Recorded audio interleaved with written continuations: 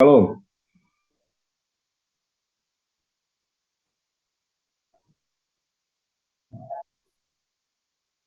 ya, harap mahasiswa duduk dulu tenang. Kita akan absen ya.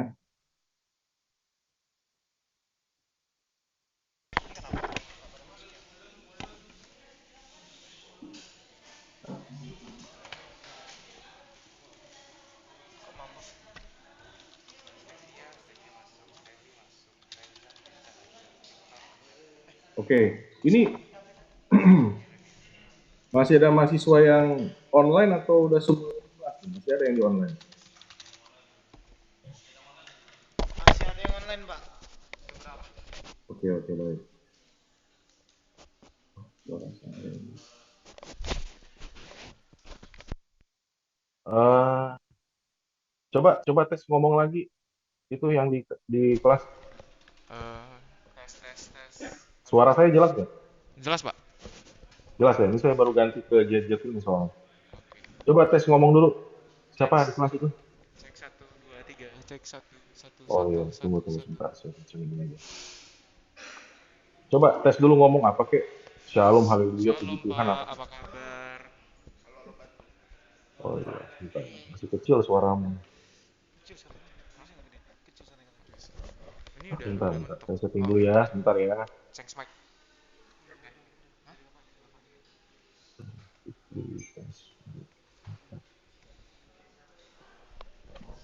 Woi.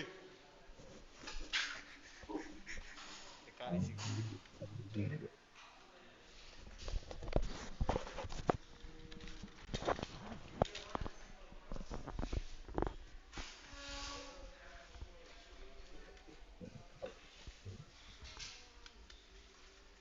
Oke, oke. Saya akan absen. Ya, nanti yang saya sebut namanya, kalau di kelas silakan angkat tangan, kalau di layar tolong dibilang hadir gitu. Sekarang 9 September. Oke.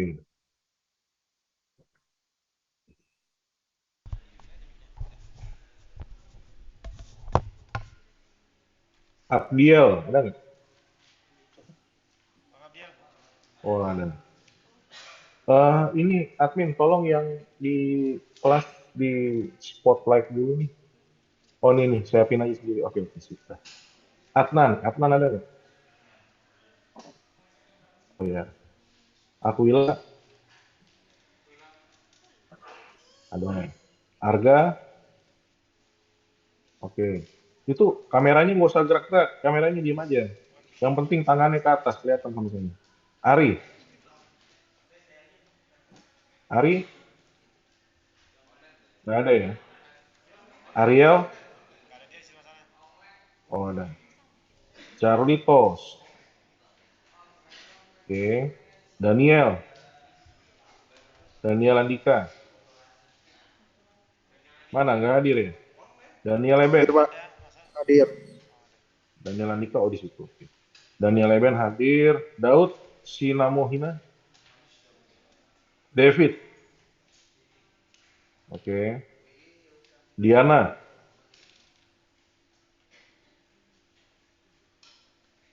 oke baik. Efraim,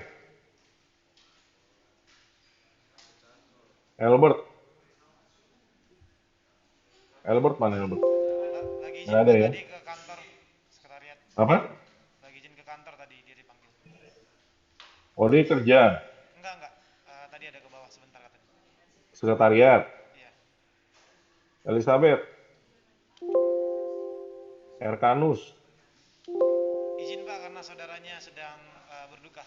Dia berduka. izin ya. Oke. Femi, oke. Fiona, Gabriel Octaviani, Hadir, Pak. ya. Oh kamu di online ya? Oke. Gary, Hendra Ladohe, oke. Immanuel, mana Immanuel? Nggak ada ya? Indra, oke. Irna Tri. Ini lahir di hari Selasa kamu nih? Apa masalah mereka Irna Tri Tuesday. Siregar lagi. Jerniwati. Johan.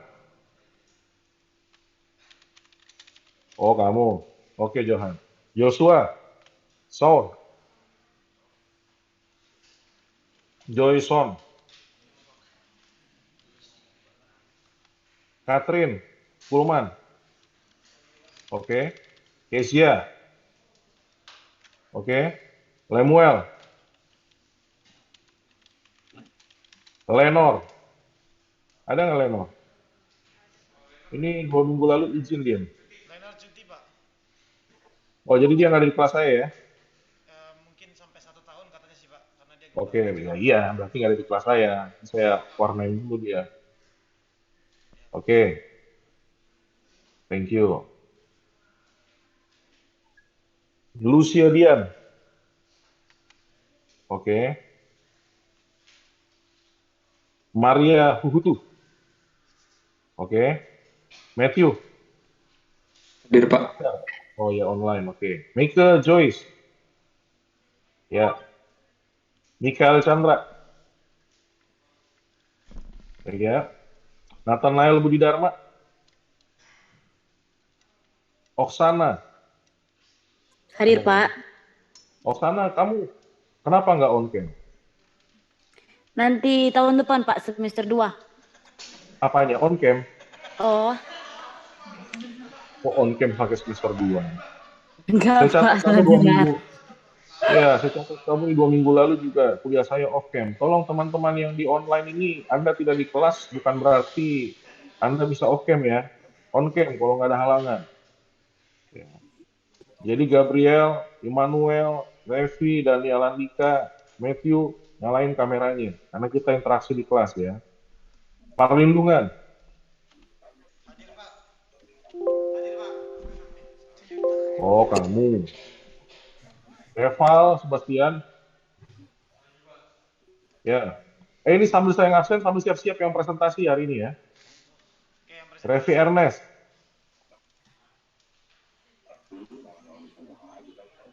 Oke, Revi baru selesai operasi, baik. Semoga cepat pulih. Rizky.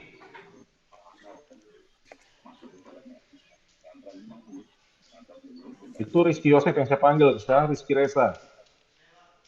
Oke. Roy Nixon. Ada nggak Roy Nixon? Oke. Ruben Siburian. Matthew, kamu mimisan. Mana dia orangnya? Matthew di mana?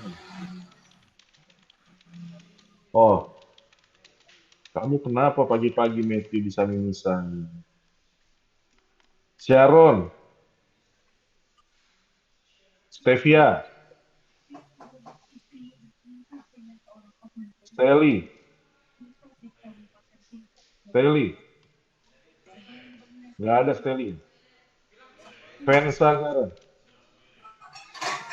Steli ke toilet pak. Victor. Mana Victor? Steli tadi ke toilet ya pak. Steli ke toilet. Iya. Iya pak. Oke. Yafet Sigalingging. Yeremia Bagus Kurniawan. Oke. Oke, sekarang mahasiswa, tolong diperhatikan ya. Meskipun saya ngajarnya itu tidak onsite saat ini, tapi tolong diperhatikan beberapa hal. Yang pertama, sebelum kuliah saya, harap semua ke toilet dulu. Jadi Anda selesaikan urusan biologis Anda sebelum kuliah dimulai. Boleh ke toilet pada waktu kuliah dimulai, tapi tolong diminimize. Lalu yang kedua, Anda yang daring, tolong on cam. Kecuali kalau memang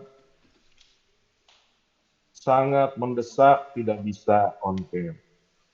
Saya nggak butuh penghargaan, tapi tolong hargai teman-teman di kelas yang sudah hadir mengorbankan tenaga dan waktu. Nah, Anda cuma mengorbankan wajah aja untuk dilihat, kelihatannya kok sulit. Ya. Sekarang saya mau tanya, yang belum dipanggil angkat tangan, yang belum diabsen. Ya, itu siapa namanya di belakang? Tolong teman yang di depan bantu yang pegang mic, namanya siapa?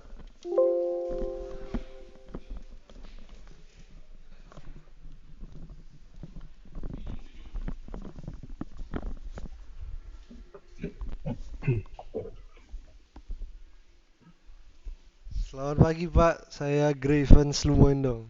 Oke, tunggu, sorry, mic-nya itu nggak kedengaran.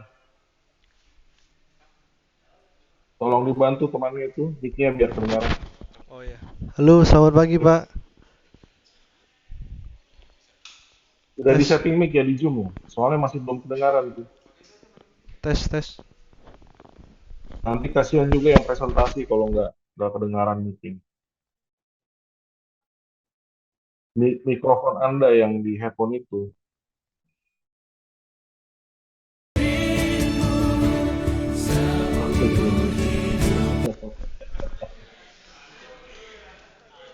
Hampir saya angkat tangan tadi mau penyembahan.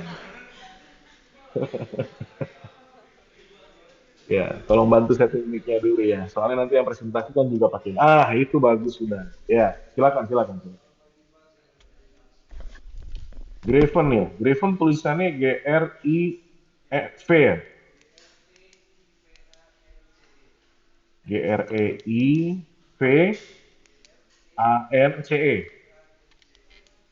Oke, Graven saja. Nggak pakai Lumoen dong.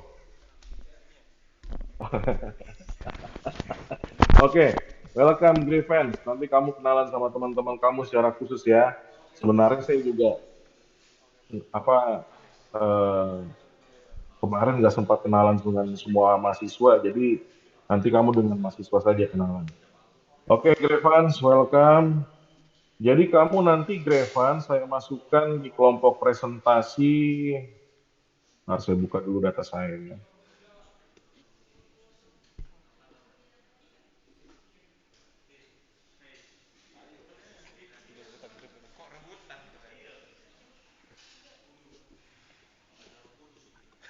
Oke,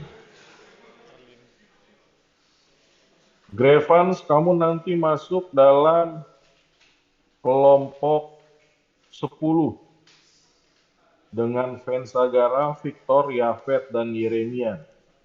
Kamu nanti dengan kelompok membahas agama dan kebudayaan dalam masyarakat.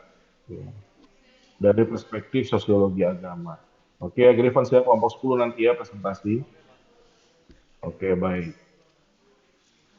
Ya, hari ini kita akan mulai rangkaian presentasi. Ya. Dan topik hari ini itu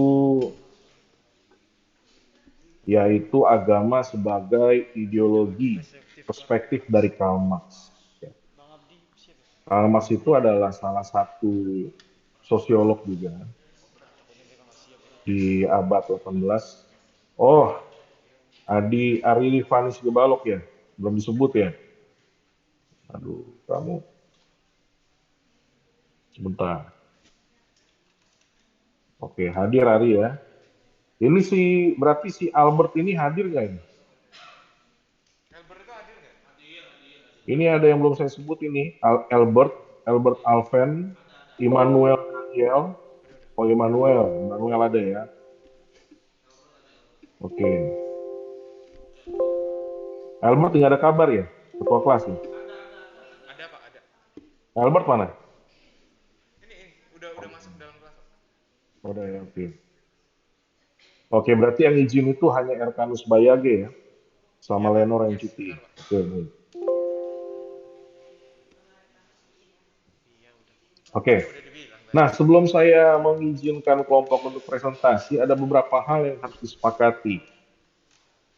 Yang pertama, ya, ini kan presentasi setiap minggu satu kelompok. Nah, karena itu, saya mewajibkan mulai berikutnya, setiap yang kelompok presentasi, mereka harus upload PowerPoint ataupun makalah yang dibuat ya, PowerPoint yang terutama itu sehari sebelum presentasi. Jadi hari Rabu itu harus diupload di grup mahasiswa, lalu harus dikasih ke saya dan diupload di Google Classroom. Yang upload di Google Classroom itu masing-masing, ya. Jadi tolong minta PowerPoint-nya ke teman sekelompoknya, kalian upload aja masing-masing supaya nanti datanya saya tahu dan saya ingin lihat Anda terlibat nggak juga dalam kelompok. Sampai sini paham ya? Jadi PowerPoint itu harus di-share ke teman-teman, ya. Atau kalau enggak, dibikin ini aja di Google Classroom deh supaya gampang. Di Google Classroom bikin aja tuh kayak di halaman pertama, Pak ini dari kelompok ini, gitu. Ini PPT dari kelompok ini, ya. Jadi saya nanti ngambil dari Google Classroom aja biar gampang. Itu harus hari Rabu ya. Hari Rabu, setiap hari Rabu. Jadi kalau Kamisnya presentasi, hari Rabu harus sudah upload. Ya. Sampai sini jelas ya. Nah, kelompok yang misalnya tidak mengupload di hari Rabu, saya akan kurangi nilai ini, nilai presentasinya. Jadi kita fair-fairan aja di sini. Oke ya, paham ya semua ya. Oke baik. Nah sekarang kita gimana nih metode presentasinya nih? Yang presentasi di mana? Di depan. Kelompok 1 nih. Kelompok 1. Kalau misalnya di depan, tolong disediain kursinya lah. Oke Pak, siap. Silakan maju. Dan bahannya tolong di-share dulu ke saya via WhatsApp biar cepet.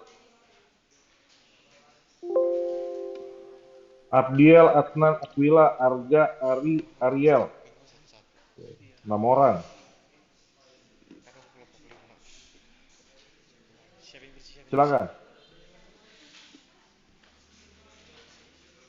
Silakan ambil posisi Anda. Bro, boleh minta filenya nggak? Jadi kita akan melihat PPT aja. keadaan sosial di masa Kirim ada PPT. awal-awal pasca abad pencerahan.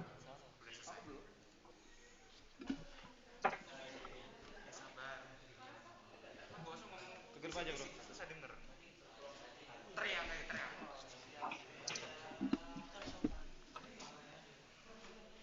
Oke, nanti kameranya waktu mereka presentasi arahkan aja ke presenter ya.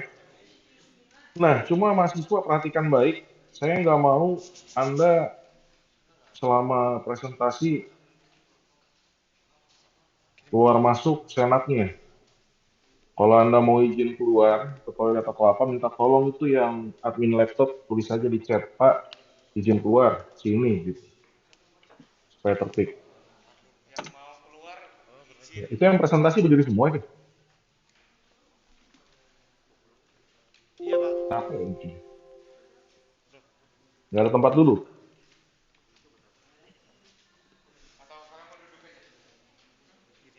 Duduk aja sambil pegang mic. Kasihan loh. Hari ini 1,5 jam mereka yang presentasi berdiri terus kan capek.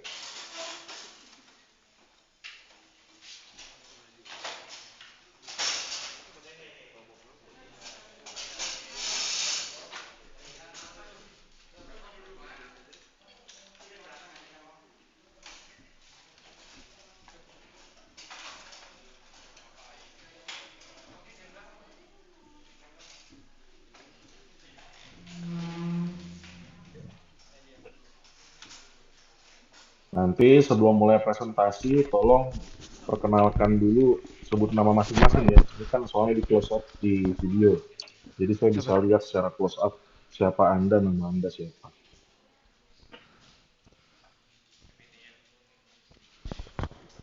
Cek Pak, ada suaranya di sini?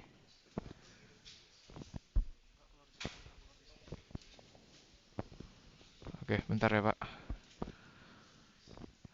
Suaranya sekarang jelas Pak? Clear and Oke, good. Tapi ini tolong kameranya agak diturunin ini. oke siap Pak. Bentar ya Pak, saya setting dulu. Atau di zoom out, zoom out, zoom out. Sana Pak. Lagi. Sana. Ya, Lagi. zoom out aja. Zoom out ke presenter aja, karena saya nggak perlu lihat PowerPoint. PowerPoint ini sudah ada di WhatsApp saya.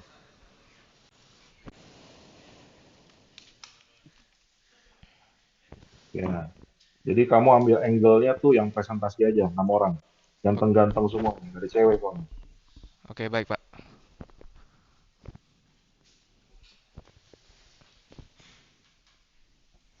Screen 2. Mau. Ya.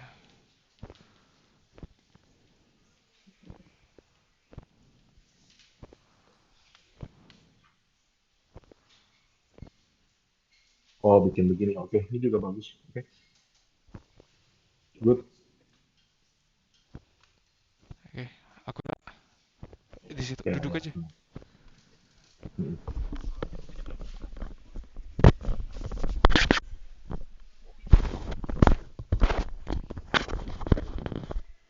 Oke, silakan perkenalkan dulu masing-masing. Siapa ketuanya, siapa anggotanya? Silakan. Duduk. Oh, Duduk aja. Nggak usah berdiri. ya siap ya. Hah? Cek tes, apakah suara saya sudah kedengaran? Jelas sekali. Oke. Baik, shalom teman-teman. Kami dari kelompok 1 akan membahas tentang pembahasan yaitu agama sebagai ideologi menurut perspektif Karl Marx. Nah, tapi sebelum itu kami akan memperkenalkan anggota kelompok kami masing-masing. Mulai dari saya, perkenalkan, nama saya Aquila Kerisen.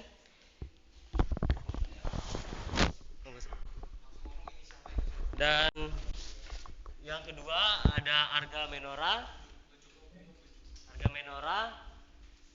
Yang ketiga ada Aril. Yang keempat Adnan. Kelima ada Bang Abdi, dan yang online ada Bang Ari Rifani. Oke. Oke. Itu tadi nama-nama kelompok, nama anggota kelompok kami. Dan Ya. sekarang kita akan masuk ke dalam pembahasan. Bisa ditampilkan slide yang pertama, yaitu agama sebagai ideologi perspektif menurut Karl Marx. Oke, sebelum kita masuk ke dalam pokok-pokok pikiran dari filsuf ini, kita akan mengenal siapa itu Karl Marx. Nah, Karl Marx sendiri adalah seorang filsuf yang membahas tentang teori-teori mulai dari ekonomi, kemudian politik, serta sosiologi. Dan Karl Marx itu lahir di Jerman pada tanggal 5 Mei 1818 di Trier, Jerman. Nah, Karl Marx sendiri memiliki latar belakang pendidikan di salah satu universitas yang ada di Eropa saat itu. Karl Marx juga memiliki banyak karya-karya, yaitu buku. Dan salah satu yang menjadi tema atau garis besar dari setiap buku yang dimiliki oleh Karl Marx itu berkaitan dengan agama. Tapi anehnya di sini Karl Marx tidak pernah sama sekali membuat buku tentang agama secara sistematis. Artinya tidak ada buku ilmiah yang dia buat untuk menjelaskan agama secara sistematis. Namun di dalam bukunya selalu ada keterkaitan antara kelompok masyarakat dengan agama.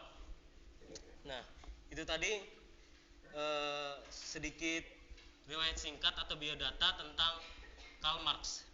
Dan juga sebelum kita bisa memahami pandangan-pandangan atau pokok-pokok pikiran yang dimiliki oleh Karl Marx, yang membuat kita nanti mungkin akan merasa kok dia bisa sampai mempunyai pandangan tentang agama sebegini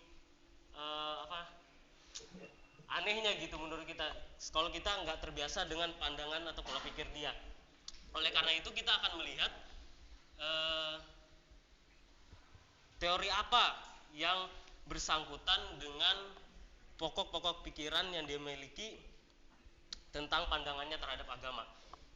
Yaitu hanya ada satu teori yang akan kita bahas, yaitu tentang teori konflik sosial, di mana Karl Marx sendiri lahir di abad ke-19. Di abad ke-19 itu sedang terjadi yang namanya banyak sekali kaum kapitalis yang menindas kaum miskin atau proletariat. Itu kaum yang berada di bawah, sedangkan kaum kapitalis berada di atas, di mana banyak sekali pabrik-pabrik industri yang dibuka oleh kaum-kaum kapitalis ini, dan juga kaum-kaum yang berada di bawah ini menjadi pekerja dari kaum-kaum kapitalis ini. Demikian karena melihat di lingkungan atau sekelilingnya itu terjadi suatu hal yang jomplang gitu antara kaum kapitalis, yaitu kaum-kaum yang memiliki modal atau kuasa untuk dapat membuat suatu pabrik atau industri, sedangkan kaum-kaum yang berada di bawah, kaum-kaum proletariat ini itu hanya dijadikan sebagai alat untuk mendapatkan laba atau keuntungan sebesar-besarnya tanpa memikirkan perasaan dari kaum proletariat ini. Padahal kaum proletariat ini juga manusia gitu, tapi hak dan hak asasi mereka itu seakan-akan diambil, dirampas oleh kaum kapitalis ini, sehingga banyak sekali kaum-kaum yang berada di bawah ini, secara kita akan bilang kaum proletariat ini adalah kaum-kaum yang miskin gitu, yang gak punya kesempatan lebih besar daripada kaum kapitalis, karena kaum kapitalis itu memiliki kuasa yang lebih besar, mulai dari ekonomi, kemudian dalam bidang politik dan pemerintahan. Oleh karena itu, Karl Marx merasa ini bukan suatu hal yang adil dan tidak bisa diteruskan, atau orang-orang yang berada di bawah ini tidak bisa terus seperti ini. Tapi anehnya pada zaman itu, orang-orang yang ditindas ini, dalam tanda kutip orang-orang miskin ini, itu tidak menyadari bahwa mereka sedang dimanipulasi atau sedang dimanfaatkan oleh kaum-kaum kapitalis ini. Oleh karena itu sebenarnya Karl Marx berusaha untuk bisa membuat kaum-kaum yang berada di bawah ini sadar akan penindasan yang mereka alami oleh kaum-kaum kapitalis ini. Oleh karena itu akan ada hal-hal yang akan sering kita dengar, yaitu menurut Karl Marx, yaitu alienasi, yaitu dalam artian pengasingan. Dan yang kedua adalah proletariat atau kaum-kaum yang berada di bawah, dan juga tentang kaum kapitalis. Nah, oleh karena itu menurut Karl Marx, sebenarnya ketika manusia bekerja, dalam tanda kutip ini adalah soal orang-orang yang bekerja bagi kaum kapitalis. Orang-orang itu ketika bekerja tentunya dia ingin mendapatkan suatu hasil dari buah pekerjaannya yang membuat dia senang, karena dia sudah melakukan pekerjaan yang membuahkan hasil bagi dirinya sendiri. Dan yang kedua, kaum kapitalis ini dianggap terlalu mementingkan kepentingan perusahaannya sendiri, padahal kita tahu pendapatan dari kaum kapitalis dan juga kaum yang berada di bawah ini itu sama, yaitu dari hasil produksi. Tapi kenapa tidak ada pembagian secara merata antara kaum kapitalis dan juga kaum yang berada di bawah ini? Padahal mereka memiliki satu sumber keuangan yang sama, yaitu hasil produksi. Tapi kaum kapitalis menggunakan kekuasaannya untuk mendapatkan keuntungan yang paling banyak dan sebesar-besarnya, dan tidak memikirkan keuntungan dari kaum proletariat. Dan yang ketiga, dalam bekerja tentunya kita harus ada kerjasama. Tapi di zaman itu kaum-kaum kapitalis membuat kerjasama itu merupakan sesuatu yang tidak perlu. Buktinya bahwa ketika mereka bekerja itu dibuat kotak-kotak ketika mereka bekerja, sehingga mereka nggak bisa bersosialisasi dengan satu sama lain dan bekerja sama dengan sama lain, dan itu menyulitkan mereka untuk berkontak sosial dengan satu sama lain. Dan yang keempat,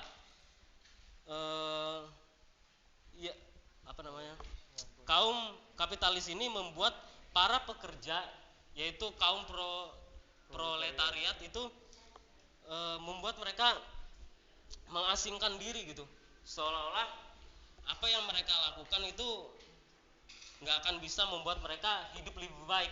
Dalam artian kalau mereka bekerja itu pun tidak akan membuat hidup mereka jadi terangkat gitu ya, gitu-gitu aja. Karena memang semua penghasilan dan sumber daya hanya diambil keuntungannya sebesar-besarnya oleh kaum kapitalis. Dan oleh karena itu inilah yang membuat Karl Marx itu berpendapat bahwa kaum-kaum yang berada di bawah ini harus mempunyai kesadaran bahwa mereka sedang dalam tanda kutip ditindas oleh kaum kapitalis. Dan juga Karl Marx itu berharap ada kelompok masyarakat atau lembaga-lembaga yang bisa menyatukan suara untuk kaum-kaum yang berada di bawah ini tadi, atau kaum proletariat. Nah, oleh karena itu, kenapa begini? Kalau satu individu menyuarakan suaranya bahwa mereka ditindas dan sebagainya, itu tidak akan didengarkan.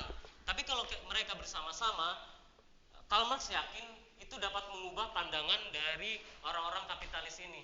Dalam artian perlu adanya demokrasi, dan demokrasi itu diwujudkan dalam suatu kelompok masyarakat.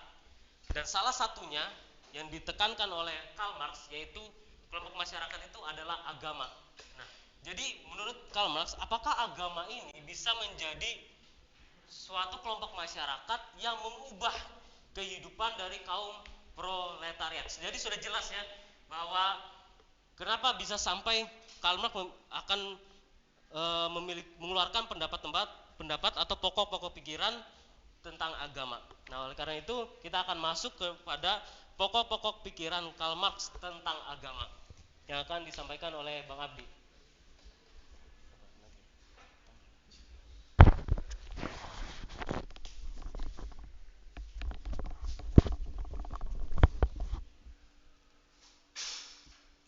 Shalom, selamat pagi Pak. Saya akan menjelaskan tentang kritik terhadap pandangan Karl Marx. Yang pertama, agama sebagai ideologi. Agama memang bisa digunakan sebagai ideologi, tapi bukan ideologi yang bersifat manipulatif, sehingga agama disebut sebagai alat untuk elit manipulasi. Agama sebagai candu masyarakat.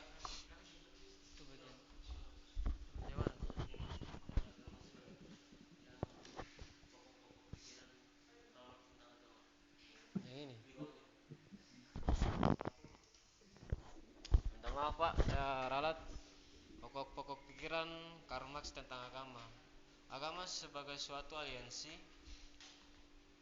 Dia menganggap atau berpendapat bahwa agama itu mengasingkan manusia dari kemampuannya sendiri dan menyebabkan dia teraliansi. Agama sebagai candu masyarakat.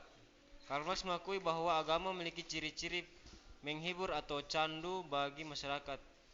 Jalan keluar penghibur yang bersifat sementara, pengalihan fokus kepada sesuatu yang membuat orang merasa terhibur sehingga membuat orang dapat bertahan dari penderitaannya.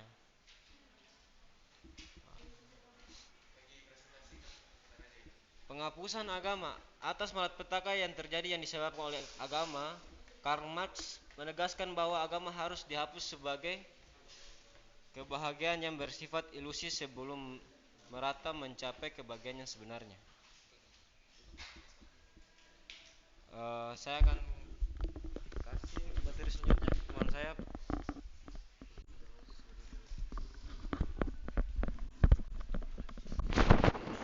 Saya Ariel akan membahas agama sebagai ideologi. Paham yang harus diterima oleh penganutnya, dan menurut Karl Marx, agama itu adalah sebuah ideologi yang manipulatif dan digunakan sebagai alat manipulasi bagi kaum kapitalis. Agama dan legitimasi atas penderitaan. Menerima penderitaan sebagai suatu hal yang memang lumrah dialami oleh penganut agama. Dan bahkan jika kita mampu menerima penderitaan itu dengan lapang dada, maka akan mendapat pahala atas penderitaan kita tersebut. Jadi hal ini membuat para penganut agama dapat bertahan dalam penderitaan. Sudah. Saya serahkan ke Arga. Selanjutnya ada kritik-kritik terhadap pandangan dari Karl Marx sendiri. Yang pertama, agama sebagai ideologi. Agama memang bisa digunakan sebagai ideologi, tapi bukan ideologi yang bersifat manipulatif. Sehingga agama disebut sebagai alat untuk LN manipulasi. Yang kedua, agama sebagai candu masyarakat.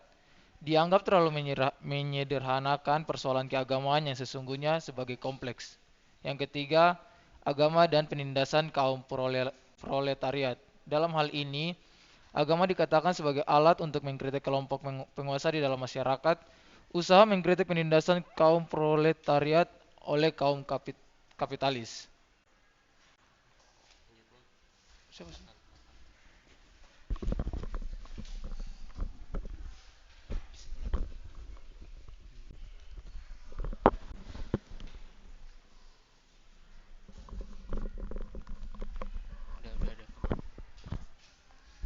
Baik, saya akan menjelaskan masyarakat tanpa agama.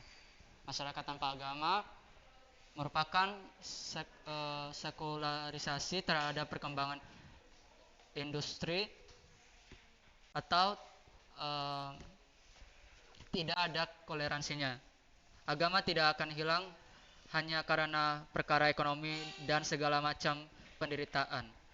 Yang kedua, agama dan perkembangan ekonomi. Nilai-nilai agama mempunyai pengaruh terhadap kemajuan ekonomi dan bukannya sebagai opinium bagi masyarakat. Kesimpulannya saya akan serahkan kepada Bang Aril.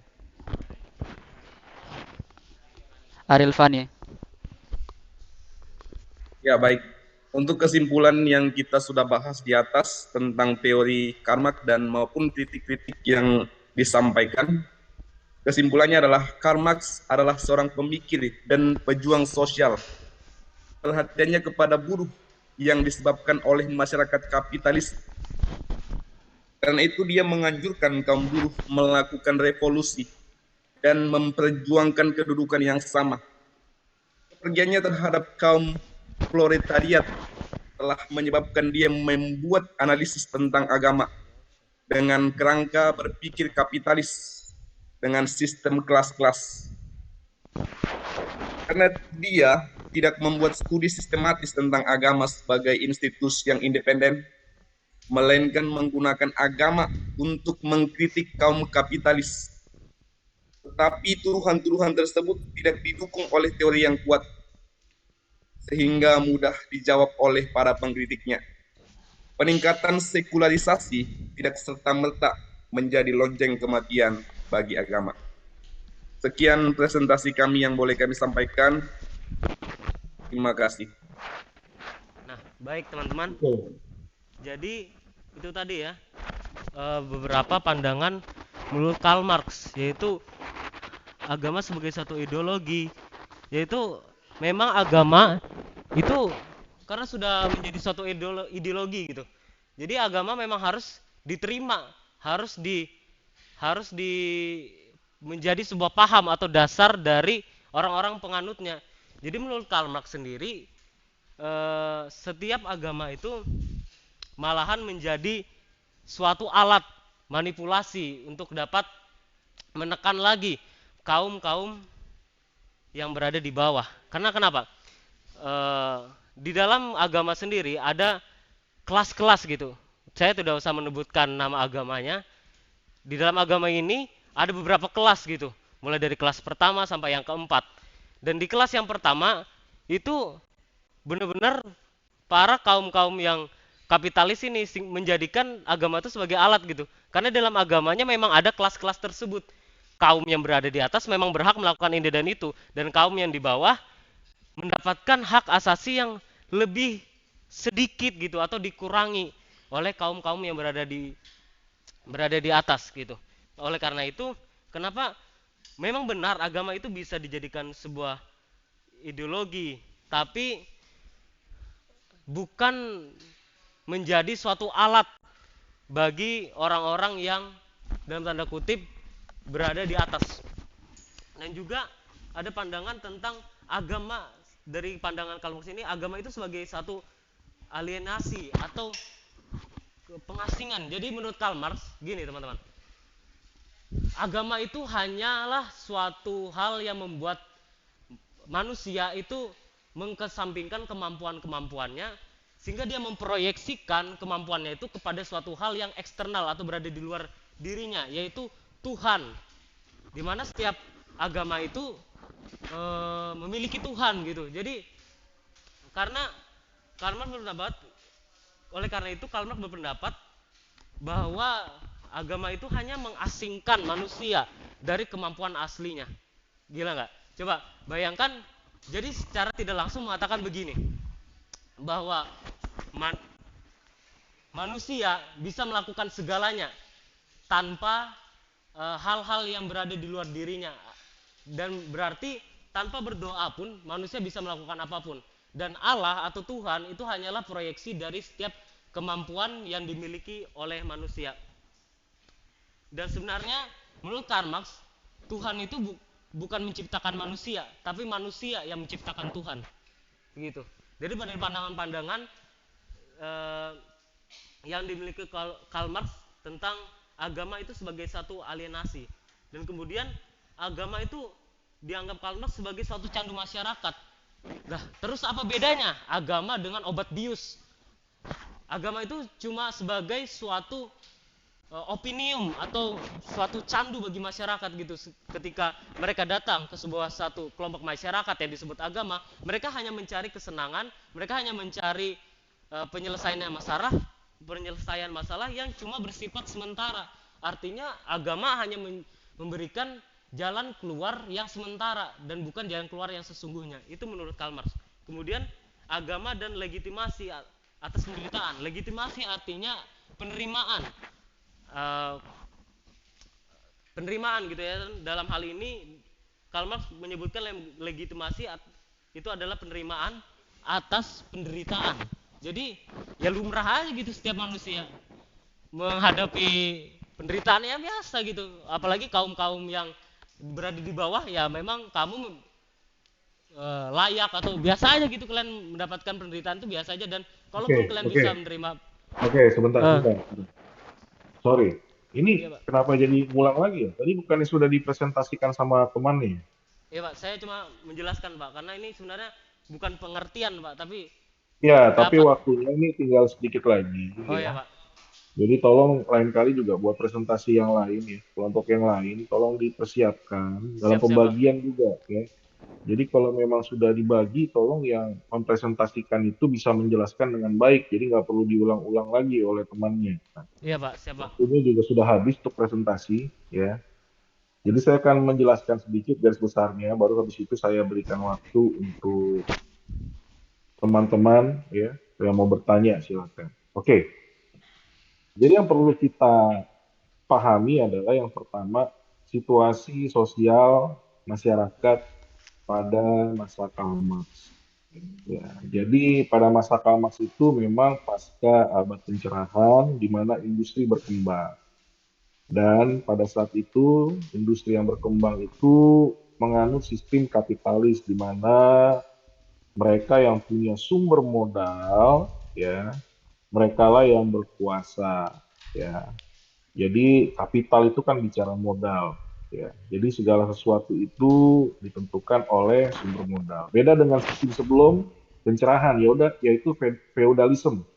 Feudalisme itu sistem tuan tanah ya. Makanya ada kasta-kasta bangsawan ya. Bangsawan, budak, pakai jelata itu sistem feudalisme. Siapa yang punya tanah banyak itu yang berkuasa. Nah, kapitalisme itu siapa yang punya modal banyak itu yang berkuasa. Nah, dengan adanya kapitalisme ini terbentuklah dua kelompok, yaitu kelompok kapitalis, yaitu penguasa modal, lalu kelompok proletariat, ya, bukan protariat, ya, proletariat.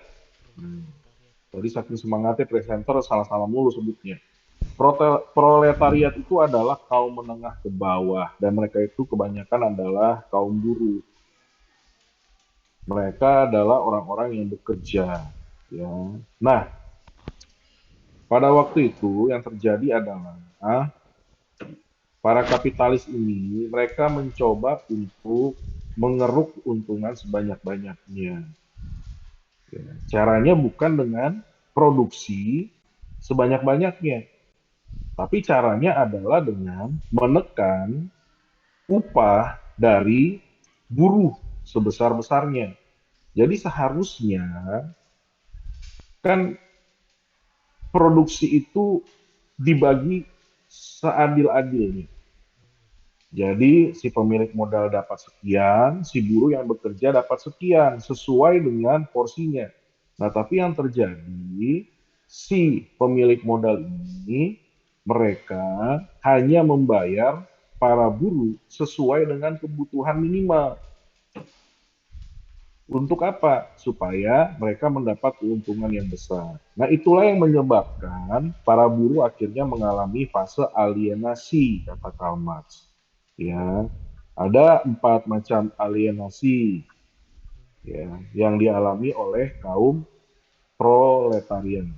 Ya, yang pertama itu ya, si kaum proletariat itu mereka mengalami apa namanya nih?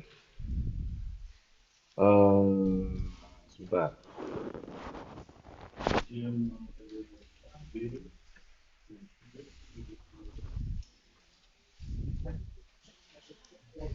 Alienasi dari pekerjaannya.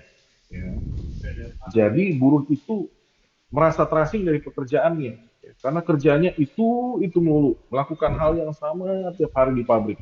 Akhirnya mereka tidak berfungsi dalam hal kreativitas. Makanya mereka mengalami alienasi dari pekerjaannya dalam konteks mereka tidak bisa mendayagunakan kreativitasnya. Ya. Mereka menjadi seperti mesin-mesin ya, yang selalu kerjanya sama itu mulu. Makanya mereka akhirnya nggak punya skill yang lain, hanya skill itu saja. Teralienasi dari pekerjaan. Yang kedua, mereka teralienasi dari hasil pekerjaannya.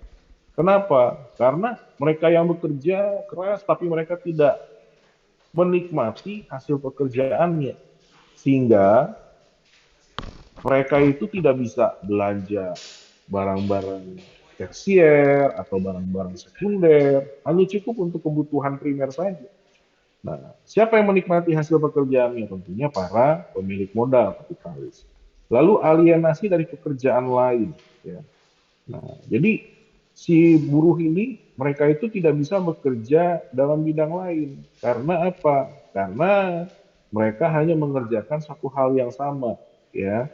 Lalu mereka juga tidak punya waktu untuk bersosialisasi. Beda dengan zaman sekarang, kita bisa bersosialisasi lewat internet, lewat teman. Sehingga kalau nggak cocok dengan pekerjaan, kita bisa mencari celah untuk kerjaan lain. Nah, pada zaman itu tidak ada sosialisasi seperti itu. Mereka terkungkung atau diperbudak dengan pekerjaannya. Sehingga tidak ada pertemanan, tidak ada waktu untuk eksplorasi, tidak ada waktu untuk memikirkan buka usaha dan lain-lain. Teralienasi dari pekerjaan lain. Lalu yang terakhir, teralienasi dari kemampuan manusiawinya. Ya.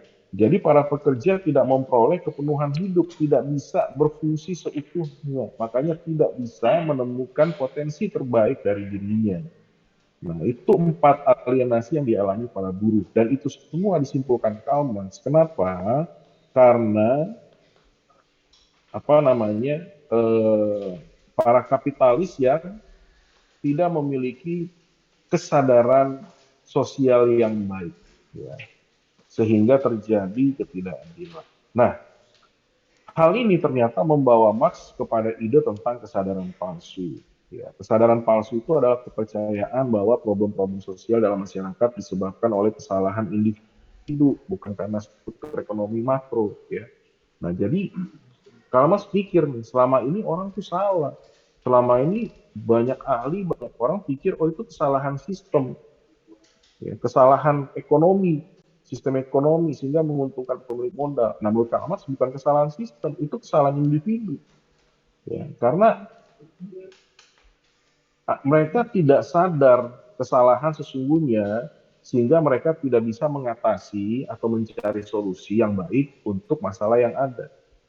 Ya, nah, makanya si Karl Marx ini akhirnya mengaitkan itu kepada hal agama. Ya, karena kita tahu sendiri agama itu kan sifatnya individu.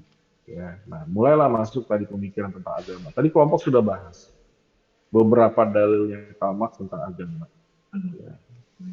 Memang Karl Marx tidak membahas agama secara khusus karena dia membahas sosial dan ekonomi, tapi dalam tulisannya tentang sosial dan ekonomi, ya, apalagi tulisan tentang dasar kapitalis, itu di dalamnya tercantum ide-ide tentang agama, kritik terhadap agama. Tadi salah satu yang disebutkan agama sebagai suatu alienasi, kata Karl Marx. Apa maksudnya sebagai suatu alienasi? Jadi maksudnya begini, Marx itu melihat bahwa agama telah membalikkan perhatian manusia dari situasi nyata dunia ini dan mengarahkan kepada dunia setelah kematian. Ya. Jadi agama sebagai alienasi yang dimaksud Karl Marx. Kenapa? Karena menurut Karl Marx, agama itu mengalihkan perhatian manusia tentang situasi nyata selama hidup sekarang kepada perhatian atau harapan kehidupan setelah kematian. Nah, akhirnya mereka semua atau masyarakat yang beragama menurut Karl Marx cenderung mempunyai pengharapan yang istilahnya itu tidak real kepada hidup dan kepada Tuhan. Ya, jadi begini maksudnya. Seharusnya manusia bekerja keras untuk menghadapi masalah dalam hidup, tapi daripada bekerja keras, mereka malah lebih senang atau lebih bersikap untuk berdoa, minta berkat, atau berdoa supaya nanti diterima di surga kekal.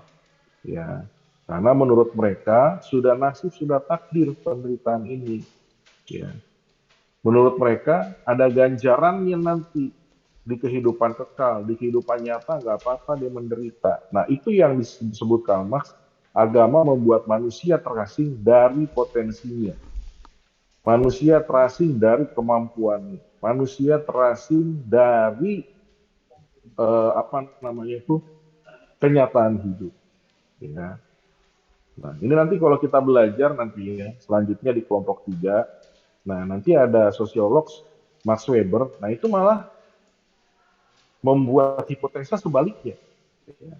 Nah, si Karl Marx ini membuat hipotesa agama itu membuat manusia terasing dari kemampuan, manusia terasing daripada potensi.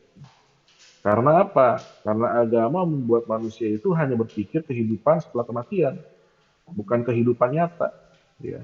Jadi alih-alih mengajarkan kerja keras, agama malah membuat manusia berharap akan kemapanan setelah kematian. Nah, itu dalil pertama. Nah, dalil kedua, Karl Marx bilang agama itu sebagai ideologi. Ya. Nah, agama disebut sebagai ideologi karena apa? Karena banyak kenyataan mengenai manusia yang dibalikkan. Ya. Jadi agama itu bukanlah sebagai suatu pegangan hidup, tapi sebagai ideologi. Orang beragama, ya, orang beragama karena apa? Ya, bukan karena untuk lebih baik ya, tapi karena hanya sebagai suatu peluang untuk apa? Untuk masuk ke surga. Ya.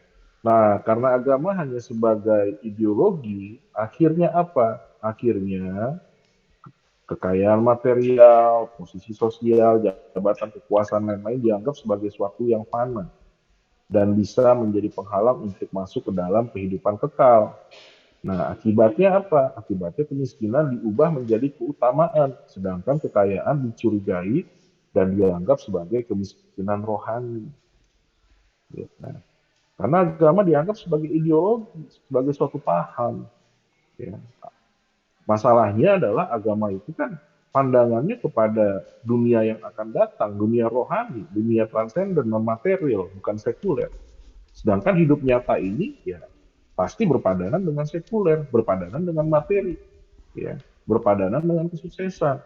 Nah, karena mereka mempunyai paham agama, pokoknya agama itu sudah pasti menjamin kehidupan yang akan datang, ya udah mereka berpikir ya kekayaan, jabatan, kekuasaan, itu malah menghalangi kehidupan yang akan datang. Ya, makanya mereka senang-senang aja dalam kesusahan. Nah, itulah yang dikatakan agama sebagai ideologi. Ya, sama lah kalau kayak padanannya tuh kayak agama seberang jadi ideologi ya. Apalagi kalau dibilang mati masuk surga teman 7 bidadari itu sudah menjadi ideologi ya. Makanya mati konyol dengan bom bunuh diri dianggap sebagai hal yang kebanggaan. Nah itu yang dimaksud dengan ideologi. Paham ya sampai sini ya? Nah lalu yang selanjutnya agama sebagai candu masyarakat. Kenapa dikatakan candu masyarakat oleh Karl Marx? Karena sifatnya agama seperti candu. Ini memang agak sarkas sih. Kenapa dikatakan sebagai candu? Karena agama dianggap sebagai penghiburan sementara. Tidak menjadi solusi, tapi hanya sebagai penghiburan sementara. Ya. Solusinya itu tidak permanen, tapi hanya sementara. Sama kayak orang lagi ada masalah, lalu ngeganja gitu misalnya. Itu hanya senang sesaat, habis itu masalahnya nggak hilang. Ya. Nah, menurut si Karl Marx begitu. Ya. Nah ini adalah udah 3 hal ya, 3 hal dari pandangan Karl Marx. Nah yang keempat, menurut Karl Marx agama itu sebagai legitimasi atas penderitaan. Kenapa? Karena fenomena yang terjadi penganut agama, menurut penelitian Karl Marx, mereka itu malah melihat agama sebagai suatu kekuatan yang bisa memberikan hiburan dan membuat orang mampu bertahan dalam penderitaan. Ya. Dan agama juga digunakan untuk meyakinkan kelas-kelas sosial yang berkuasa memperoleh keuntungan, ya, dengan mengatakan bahwa kekuasaan dimiliki berasal dari otoritas ilahi. Nah itu sebabnya kaum proletariat, mereka itu tidak berontak, mereka itu merasa, oh memang di posisi ini karena kehendak Tuhan. Makanya dibilang Karl Marx, wah agama kalau seperti itu berarti agama melegitimasi penderitaan. Nah padahal tidak demikian sebenarnya. Nah karenanya Karl Marx itu mencoba, ya berdasarkan tadi hipotesis Jawa kesadaran palsu, mencoba mengemukakan suatu argumentasi, ya udah kalau gitu hapus saja agama, ya hapus saja agama, nggak perlu ada agama. Nah makanya Karl Marx itu menciptakan suatu sistem namanya komunis, di mana yang mengendalikan masyarakat sosial itu bukanlah suatu ideologi pribadi, tapi suatu sistem makro, sistem sosial. Nah, makanya di mana ada komunis pasti agama tidak bisa bertindak berkuasa. Karena masyarakat tidak diatur oleh pandangan individu atau keyakinan individu, tapi diatur oleh suatu sistem sosial. Nah itulah latar belakang munculnya paham komunis dan juga pandangan Karl Marx tentang agama. Ya. Nah kemudian berlanjut ada kritik. Kalau dibilang agama sebagai ideologi, ya berarti yang menganut agama bukan hanya kaum proletar dong, tapi yang terutama itu kaum kapitalis. Nah ternyata faktanya kok banyak kaum kapitalis malah tidak menganut agama. Ya, orang berkuasa malah tidak memeluk agama. Nah, berarti kan agama bukanlah sebagai suatu ideologi. Ya. Terus agama sebagai candu masyarakat juga dikatakan kritiknya adalah ya, persoalan-persoalan ini bukan hanya berpikir tentang materi dan keuntungan. Ya. Nah, persoalan-persoalan ini itu juga kadang-kala karena alam. Nah, sehingga ketika dikatakan agama tidak menjawab, bukan berarti tidak menjawab persoalan, bukan berarti menjadi penghiburan sementara, ya. Karena apa? Faktanya itu hanya sebagian kecil, sedangkan sebagian besar agama mengubahkan hidup. Ya. Nah, dan Karl Marx itu tidak berpikir sampai di sana. Pada kenyataannya, jelas dan terbukti agama telah membantu manusia mengatasi persoalan dalam hidup lewat makna-makna, nilai-nilai, sistem nilai yang ditawarkan. Ya, itulah yang dikatakan perubahan hidup. Ya, banyak orang tuh mengalami mungkin masalahnya nggak selesai, tapi sikap terhadap masalah yang berubah. Nah itu kan salah satu solusi dari agama. Berarti agama nggak hanya sekedar candu dong. Itu kritiknya. Ya. Nah, kira-kira seperti itu beberapa pandangan Karl Marx dan juga beberapa daripada ahli lain yang mematahkan pandangan Karl Marx. Ya. Nah, sekarang saya mau tanya sama kelompok. Menurut pandangan kelompok, melihat permasalahan yang ada saat sekarang ini. Ya. Sekarang kan kondisi kita dari berbangsa negara kan juga nggak jauh ya. Ada terjadi penindasan, ada terjadi penderitaan, masih banyak terjadi kemiskinan. Sedangkan negara kita Indonesia adalah negara yang beragama. ada 6 agama yang diakui, ya, Kristen, Katolik, Islam, Buddha, Hindu, Konghucu. Ya, ada 6 agama yang diakui. Tapi kita sebagai negara agama, orang-orangnya malah saleh-saleh beragama, masalah sosial segala macam masih belum kelar juga. Nah, jadi menurut kelompok ini, benar nggak sih pandangannya Karl Marx itu? Atau menurut kelompok ini, apa yang menyebabkan kemiskinan dan ketidakadilan masih terjadi saat ini? Silakan, kelompok siapa yang mau berpendapat? Kita diskusi aja.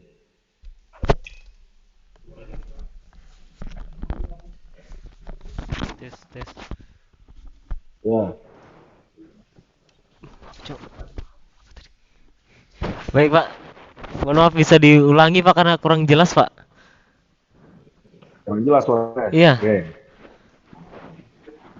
Jadi kan, kalau kita lihat situasi, kita relevansikan dengan bangsa kita. Ini suara saya jelas nggak? Jelas Pak. Jelas ya? Oke. Oh, Kita agak putus-putus tapi Pak. Kita relevansikan dengan bangsa kita. Ya. Nah, yang terjadi kan nggak jauh beda ya. Di mana yang kaya makin kaya, yang miskin makin miskin, ya. Lalu kemudian masih terjadi ketidakadilan sosial. Nah, padahal negara kita ini kan negara yang mengizinkan warganya untuk menganut agama. Ada 6 agama yang diakui. Ya. Nah, kita sudah belajar kemarin agama itu adalah sistem nilai, ya, yang mengatur hubungan umat dengan Tuhan dan sesama. Jadi seharusnya kan agama itu membawa suatu kemajuan. Nah, faktanya masih banyak kemiskinan, masih banyak ketidakadilan. Nah, jadi menurut kelompok, apa yang dikemukakan Karl Marx betul atau tidak? Apa yang dikatakan Karl Marx itu bisa diterima atau tidak melihat kondisi yang ada sekarang? Kalau betul bisa diterima, apa alasannya? Kalau tidak, apa alasannya? Silakan. Baik Pak. Jadi mungkin dari saya terlebih dahulu ya Pak. Ya. Siapa sih kamu? Aquila Pak. Oh ya, Aquila ya, silakan. Jadi menurut saya pendapat Karl Marx ini tidak sepenuhnya benar sih Pak. Karena di agama juga kan banyak sekali hal-hal yang baik gitu Pak dan bersifat membangun. Jadi kalau dikatakan bahwa walaupun dengan adanya agama ini tetap ada yang namanya ketidakadilan, tetap ada yang namanya kaya semakin kaya, miskin semakin miskin. Oleh karena itu agama berhak dihapuskan atau kelama-kelamaan hilang gitu Pak. Jadi sebenarnya ini nggak betul sih Pak, karena kita lihat juga di agama-agama di negara-negara yang memiliki suatu agama gitu Pak. Karena di agama-agama yang negara-negara yang memiliki suatu agama, contohnya kayak agama-agama yang ada di Eropa itu Pak, kayak Kristen dan lain-lainnya, justru di sana nilai-nilai agama itu mempunyai pengaruh terhadap kemajuan ekonomi dan juga bukan hanya sebagai opinium gitu Pak atau candu bagi masyarakat. Jadi menurut saya pendapat Karl Marx ini tidak sepenuhnya benar gitu Pak. Dan ada memang agama-agama yang memiliki kelas-kelas ini tadi Pak sebenarnya yang membuat kaum-kaum kapitalis dan sebagainya itu jadi justru semakin berkuasa dan kaum-kaum yang berada di bawah itu semakin tertindas gitu Pak. Gitu sih kalau menurut saya Pak. Oke, ada lagi satu orang yang mau menambahkan atau cukup? Dari kelompok, saya kasih kesempatan kalau ada satu aja yang menambahkan. Tapi kalau nggak ada juga nggak apa-apa. Nggak ada? Nggak ada Pak. Nggak ada, Aquila? Nggak ada Pak, nggak ada Pak. Oke, ya, oke, good. Jadi jawaban Aquila itu saya rasa ya lumayan bagus sekali. Ya. Artinya begini, kemiskinan, penderitaan itu bukan karena masalah agama, ya. Karena di negara yang tidak beragama sekalipun itu juga mengalami masalah yang sama. Masalah yang sama itu real. Masalah sosial itu terjadi. Tetap terjadi yang namanya penderitaan, kemiskinan, dan ketidakadilan. Itu. Makanya pandangan Karl Marx yang menyalahkan agama kurang tepat. Nah, lalu yang kedua, ya, soal apa tadi namanya tuh produktivitas. Ya. Di tempat-tempat lain juga masyarakat beragama mereka bisa mengalami produktivitas yang luar biasa, kemajuan yang luar biasa. Ya, nah ini kan berarti bukan soal agamanya, tapi soal bagaimana oknum atau manusianya meresapi atau menganut agamanya. Apakah mereka menangkap sistem nilainya atau tidak? Ya, itu. Nah, makanya yang harus kita perhatikan adalah dalam beragama kita harus pintar. Ya, dalam beragama kita harus pintar. Dan kita harus bisa memilah mana yang masuk dalam ranah sosial, budaya, ekonomi, politik, dan mana yang masuk agama. Karena kalau kita tidak bisa memilah itu, maka akan terjadi banyak tragedi. Beberapa contoh kasus, misalnya dualisme yang terjadi di Indonesia ketika pemilihan presiden, ketika pemilihan gubernur, ya, kubu-kubu yang dipecah, bahkan sampai kepada agama yang terpecah. Ya. Nah, itu kenapa bisa terjadi? Karena agama dimanfaatkan. Nah, yang salah bukan agamanya.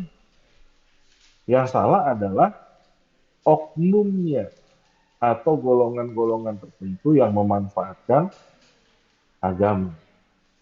Nah, ini yang harus kita perhatikan. Ya. Nah, makanya kita harus bisa memilah. Nah, masyarakat di zamannya Karl Marx, mereka belum pintar dalam hal itu. Makanya dikatakan di dalam buku yang saya bagikan, ya, dikatakan begini, pada masyarakat praindustri, manusia tetap mengalami keterbatasan, tapi keterbatasannya itu berhadapan dengan alam semesta. Situasi alam, mereka nggak bisa, mereka dikuasai oleh situasi alam, badai, apa segala macam, keterbatasan. Tapi sejak majunya ilmu pengetahuan, majunya industri, ya, mereka pikir tuh mereka terbebas dari keterbatasan. Ternyata tidak. Mereka tetap terbatas, terikat. Hanya penguasanya bukan lagi alam, karena alam dikalahkan dengan industri dan pengetahuan. Ya. Penguasanya adalah para kapitalis tadi. Mereka yang memainkan isu-isu supranatural, khususnya melalui agama. Ya. Nah, itulah sebabnya kaum proletariat itu akhirnya terus dikungkung atau diperbudak. Ya. Makanya kan beberapa dalam sejarah terjadi, ya, raja mengaku titisan Allah, ya, penguasa juga mereka membeli, memperjualbelikan posisi keagamaan, ya. Itulah yang dikatakan tadi. Para kapitalis, para penguasa, mereka memakai isu supranatural. Nah, ini juga yang terjadi di Indonesia saat ini. Beberapa penguasa, orang-orang yang ingin berkuasa, memainkan isu supranatural. Nah, tugas kita sebagai hamba Tuhan, kita harus mematahkan kesadaran-kesadaran palsu tersebut. Mencerdaskan masyarakat bahwa beragama itu seperti ini loh. Jangan sampai agama itu dimanfaatkan untuk kepentingan-kepentingan pribadi golongan yang ingin berkuasa. Oke, terima kasih kelompok ini. Ya, masih tetap di depan. Saya akan berikan waktu 15 menit untuk tanya jawab. Silakan dari mahasiswa kalau ada yang mau bertanya. Nanti silakan pakai mic-nya, sebutkan namanya, pertanyaannya apa. Saya batasi satu orang itu maksimal pertanyaannya 2 ya, jangan lebih dari 2. Silakan kalau ada yang mau bertanya kepada kelompok.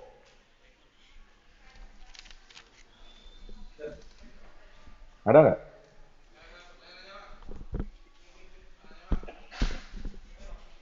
Ya. Kameranya tolong digeser. Halo, ya Pak, ada saya, ada suaranya Pak, ada ya. Ya, jelas. Oke. Nama siapa?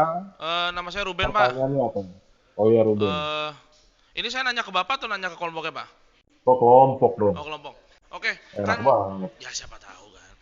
Untuk kelompoknya yang ada di depan, kalian kan udah neliti nih apa aja poin-poin dari pemikiran Karl Marx nih, yang mana sangat mengkritik adanya dalam tanda kutip agama ya, yang menjadi sebuah istilahnya masturbasi untuk kita bisa melepaskan apa ya, Itu melepaskan. ngeri kali bahasanya itu. Belum tentu Iya, semuanya udah tahu masturbasi loh. iya kan, itu bahasa yang sangat ya sangat, daripada saya pakai bahasa gak enak kan Pak ya. Bahasa yang enak lah, jangan itu yang kau Sebagai pakai. apa ya, Ganti sebagai bahasanya. pemuas apa ya, pemuas keinginan Pemuas seperti nafsu sendiri ya. sementara. Betul, yang sesaat Obat gitu. bius tadi. Betul. Baik, kalau begitu kalian kan sangat meneliti ya soal pemikiran Karl Marx. Coba kalau boleh kasih beberapa pemikiran Karl Marx yang memberikan solusi terhadap apa yang sudah dia argumentasikan, sehingga enggak cuma sekedar Karl Marx boleh mengkritik quote and quote keberadaan agama dan apa ya, ke ignorance itu apa ya bahasa Indonesia ya? Ya ignorance Ketidakpedulian. ya, betul. Yang terjadi karena adanya agama yang dimanipulasi oleh oknum-oknum, kita pakai kata oknum ya, oleh oknum-oknum kapitalis. Dipersilakan. Oke, saya coba bantu perjelas ya. Jadi, Ruben tanya, selama ini kan Karl Marx sudah membuat dalil dan menemukan bahwa sumber masalah daripada ketimpangan yang ada saat itu ialah agama, karena agama itu membuat masyarakat teralienasi, ideologi agama itu membuat masyarakat tidak menemukan potensi, lalu agama itu nggak menjadi solusi yang baik, hanya menjadi solusi sementara, makanya efeknya seperti obat bius. Setelah obat biusnya hilang, ya udah masalahnya tetap ada. Nah, jadi coba kelompok, ada nggak sih masukan Karl Marx? Jadi sarannya Karl Marx apa dong nih sehingga ketimpangan itu bisa hilang? Kira-kira gitu ya Ruben ya? Oke, silakan kelompok.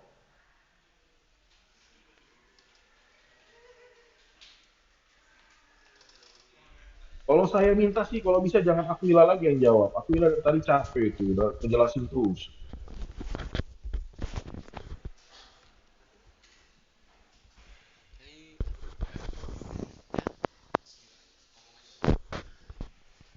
Saya akan menjawab pertanyaan Oke, dari... siapa kamu?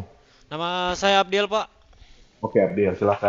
Saya akan menjawab, tapi ini mungkin agak melenceng sedikit ya, Pak ya. Minta maaf. Krit yang saya tangkap nih, Pak. Karl Marx di atas dapat dia dijadikan acuan untuk merekonstruksi teologi yang humanis yang mampu membebaskan manusia dari segala belenggu. Dalam konteks ini, beragama tidak hanya berimplikasi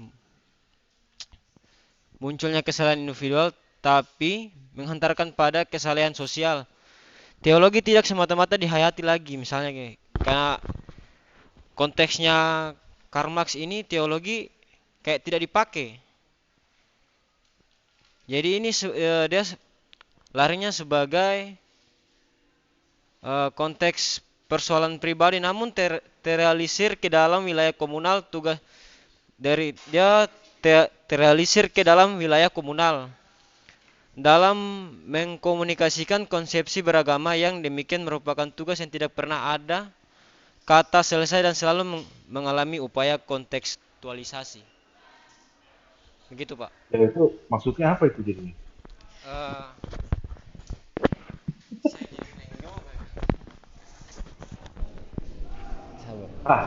Kau pun kalau baca dipahami gitu. Sabar ya, Pak. Kalau Aquila turun tangan udah beres sudah. Baik, Pak. Jadi saya akan menjawab dari pertanyaan Kak Ruben. Jadi sebenarnya apa gitu? Masukan yang Karl Marx berikan, solusi yang Karl Marx berikan. Sebenarnya itu pada Karl Marx itu mau agar para masyarakat, kelompok masyarakat ini melakukan revolusi untuk memperjuangkan setiap orang mempunyai kedudukan yang sama dalam masyarakat. Kayak gitu. Jadi itu tadi kepada Karl Marx itu menekankan kepada kesadaran agak akan penindasan yang kaum itu alami, sehingga mereka mau membuat suatu kelompok masyarakat, entah itu apapun itu, mau agama, mau kaum yang bisa dibilang para kaum buruh gitu, terserah deh mau apa, asal kalian berdemokrasi untuk memperjuangkan hak kalian gitu di tengah kaum kapitalis yang menindas mereka. Jadi kayak gitu. Jadi solusinya adalah membuat suatu kesatuan demokrasi, yaitu kelompok masyarakat itu tadi. Nah, kenapa dia menyinggung tentang agama? Karena agama merupakan suatu kelompok masyarakat gitu. Suatu lembaga yang menampung masyarakat.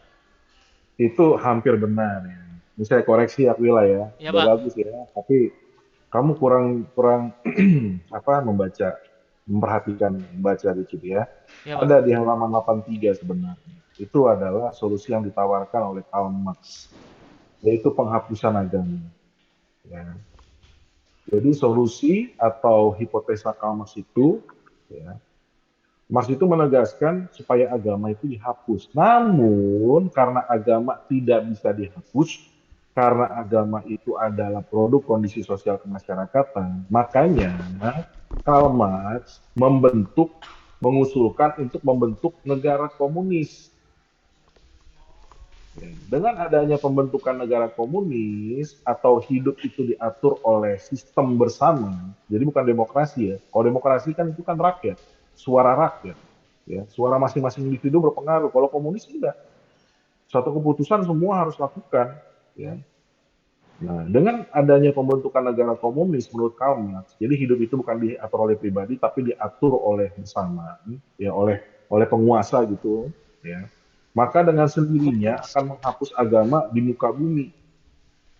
Nah, dalam masyarakat komunis, manusia mengontrol masyarakatnya sendiri, bukan dikontrol oleh sesuatu yang berasal dari luar dirinya. Ya, di luar dirinya itu entah kaum kapitalis, entah itu agama, itu menurut Karl Marx. Ya, jadi menurut Marx itu, agama nggak punya masa depan. Agama bukan sesuatu yang bersifat inherent pada manusia, tapi produk dari luar. Nah, karenanya agama itu harus dihapus. Caranya menghapus agama gimana? Dengan membuat sistem bersama. Ya, sistem bersama.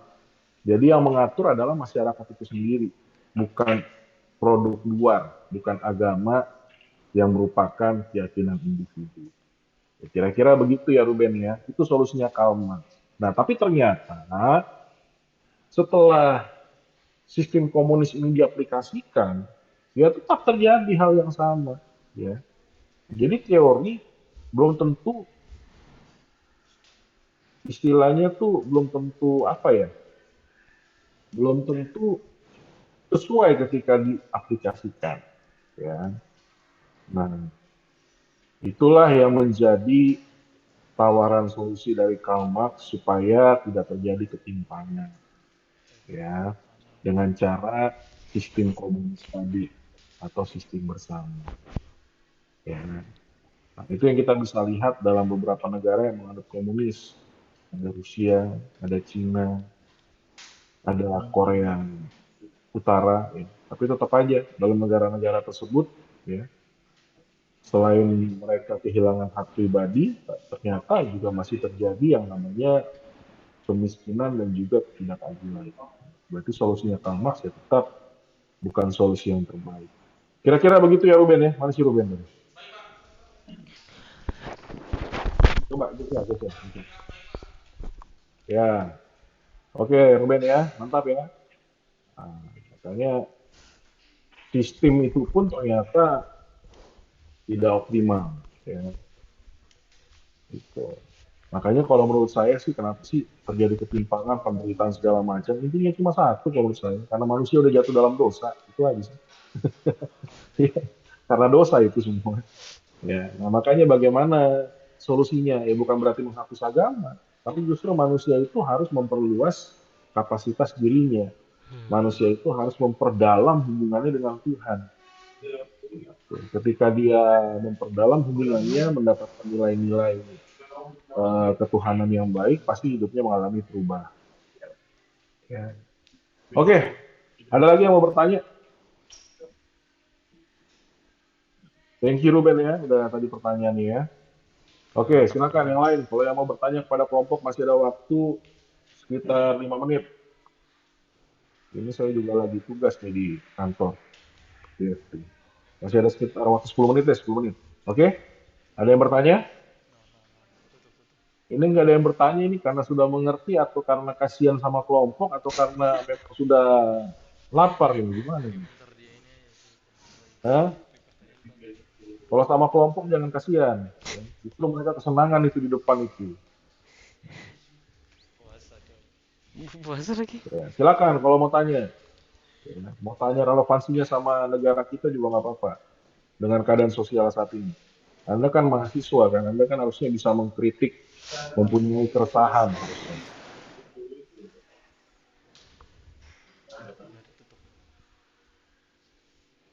Nggak ada nih. Udah jelas semua berarti ya? Ya, Oke, lain. kalau begitu, ada nggak? Ada nggak? Nggak ada.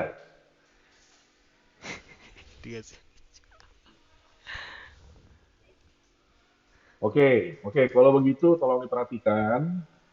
Ada beberapa hal yang harus kita perhatikan. Yang pertama, kelompok selanjutnya tolong persiapkan presentasi dengan baik. Maksudnya begini, ini kan dari buku sosiologi buku 2 yang saya bangun, ya. Dan ini kan sistem presentasi supaya kita ini saling membantu sehingga semua topik bisa dibahas. Jadi kelompok selanjutnya tolong bikin PowerPoint itu jangan pelit. Apa? Ya. PowerPoint. Jangan pelit artinya begini, masukkan aja data sebanyak-banyaknya, bikin yang bagus ya. Anggaplah ini membantu meringkas. Nanti kan Anda pegang PowerPoint masing-masing teman. Kalau kelompok satu saya toleransi lah karena waktunya cuma seminggu. Tapi kelompok yang lain tolong buat detail ya, biar nanti itu menjadi karya Anda yang akhirnya disimpan oleh teman-teman dan itu menjadi catatan ya, yang mungkin berguna untuk kedepannya gitu loh. Jadi kalau mau misalnya mau baca buku ini nggak perlu baca bukunya, baca PowerPoint teman yang presentasi udah cukup, paham nggak? Gitu loh. Jadi kelompok selanjutnya tolong buat PowerPoint tuh yang detail, yang bagus. Kalau perlu ada gambar-gambar ya. Anda mahasiswa kan, anggap aja Anda sedang membuat bahan PA untuk di gereja Anda ya. Jadi kelompok 2 nih, kelompok 2 siapa nih? Kelompok 2 tuh si Carlitos, Daniel ya. Daniel 1, Daniel 2, Daud sama David ya. Nah, itu tolong siapkan presentasi yang bagus dan dikumpulkan hari Rabu ya. Nah, jadi presentasi-presentasi kalian ketika diarsip itu menjadi suatu karya yang bagus ya. Menjadi catatan yang akhirnya terdokumentasi baik. Ya. Sepakat ya? Nah, jadi untuk kelompok 1 saya masih kasihkan apa namanya itu kompensasi ya, jadi saya nilai cukup bagus lah ya, tapi nilai lebih buat Aquila karena Aquila dari tadi dan kelihatannya kayaknya cuma Aquila itu yang siap ya, yang lain kayaknya itu gimana tuh Aquila tuh, yang lain ikut nggak sih sebenarnya tuh ya, atau kamu yang dibully nih disuruh kerjaan sendiri ya? Gimana itu, kok yang lain kayaknya nggak siap itu ya, aduh. Jadi tolong juga kelompok yang lain semuanya harus memahami ya. Jadi baca, kan saya udah kasih bukunya, ya. Baca itu buku, resapi, ya. Nah, jadi ketika nanti menjelaskan, kalian bisa menjelaskan dengan pemahaman, bukan dengan hanya sekedar membaca. Oke, sekian saja mata kuliah saya pada hari ini. Silakan kelompok kembali ke tempatnya. Berikan dulu aplaus teman-teman untuk mereka, ya. Sudah menjadi contoh kelompok pertama. Jadi kelompok berikutnya nggak boleh lebih jelek dari kelompok pertama, harus lebih bagus, ya. Karena kelompok pertama sudah berjuang memberikan contoh. Oke, kita akan ketemu lagi Kamis depan di jam yang sama, ya. Tuhan Yesus memberkati. Oke. Saya live ya, silakan Terima pakai kasih waktu yang Bapak, sisa Tuhan Yesus untuk memberkati. istirahat. Terima kasih Pak. Tuhan memberkati. Ya. Terima kasih Pak. Ya.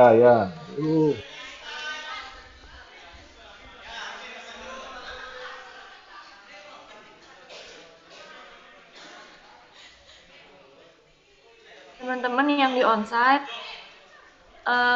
buat kelas selanjutnya kita libur, jadi boleh langsung pulang. Cuma yang tugasnya itu tolong kasih ke Elizabeth sama ke Meike ya. Kasih. Teriak. Jadi setelah ini kita libur, nggak ada kelas karena dosennya lagi sakit.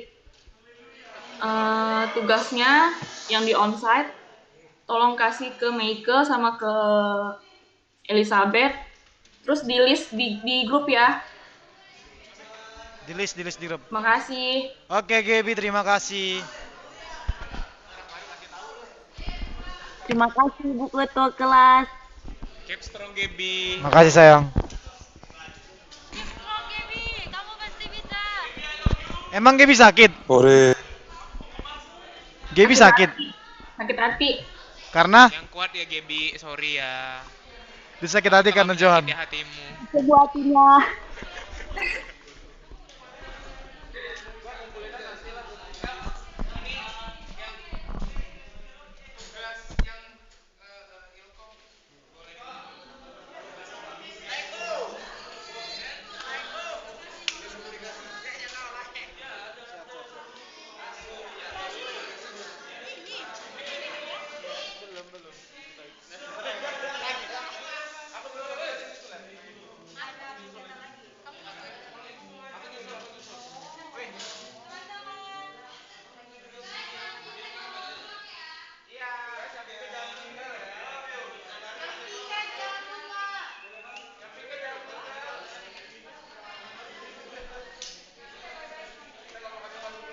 Jangan lupa listnya ya.